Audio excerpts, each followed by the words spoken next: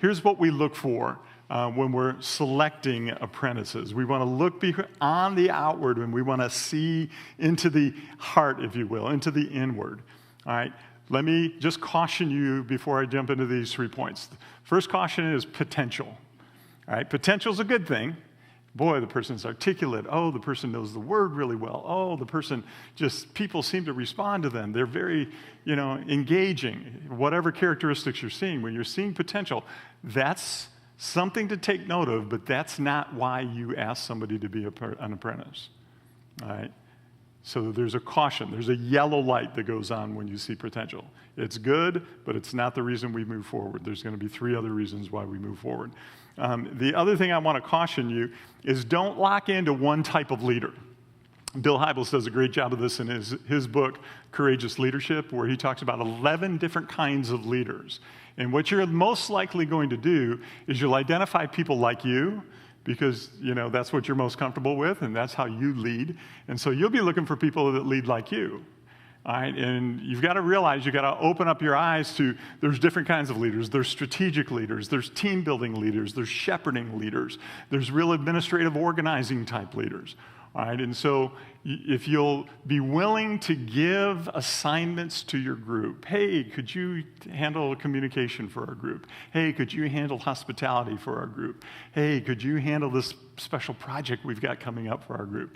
As you're giving out and delegating and you're seeing different leadership styles, you'll begin to appreciate how God has wired up people differently.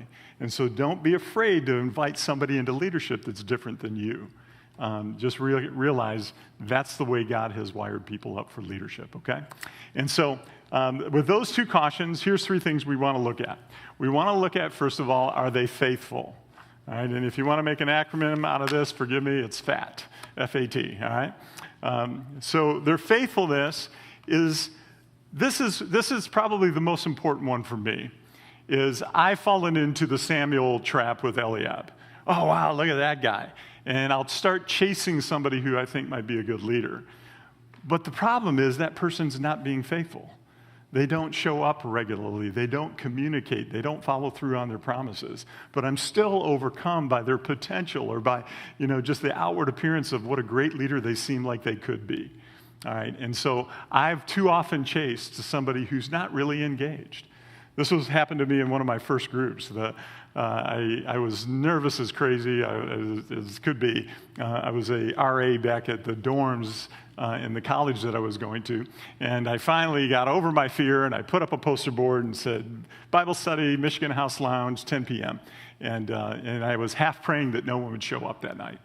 And I walked into the lounge, Michigan House Lounge, and there was a guy, Mike Forrester, sitting there. And I walked in, and it was 15 minutes early. Nobody comes 15 minutes early. So I was like, Mike, hey, how you doing? What are you here for tonight? And he said, well, I'm here for your Bible study. My heart sort of sank. I was just, I was hoping nobody came. Well, 10 people showed up that night. And, Mike was kind of a quiet guy, and he was kind of a, not really outward and engaging. And so I kind of looked past Mike. And other people came, and I started seeing some leaders. You know who ended up being the most faithful? The person who I could rely on, and I saw just step into leadership and God using him time and time again? It was Mike. Right? Because he was faithful. He was there. He showed up. He was humble. He was unassuming. So look for faithfulness, not just the outward appearance. The second thing we want to look at is we want to look at availability.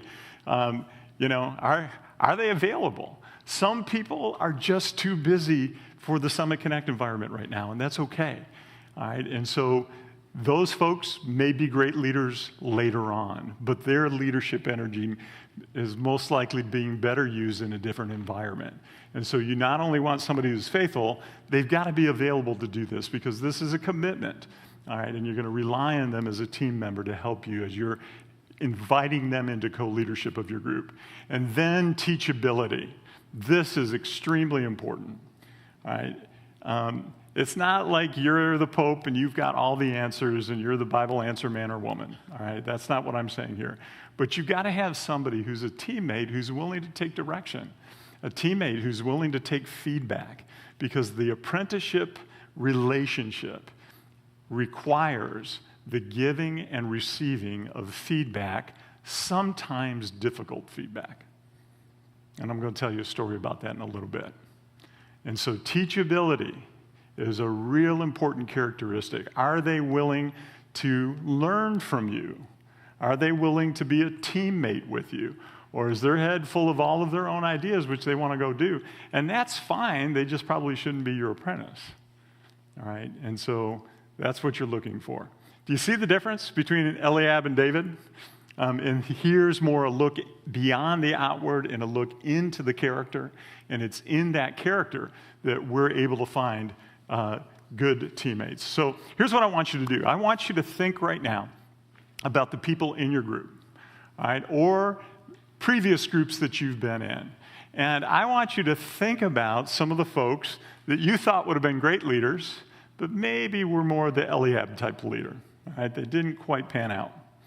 All right, and then I want you to think about people in your group who are more the David-like leaders, people that you think, you know what, they are faithful, they are available, they are teachable, and they either have emerged as great leaders, or you think they're the kind of people that I could invite into leadership.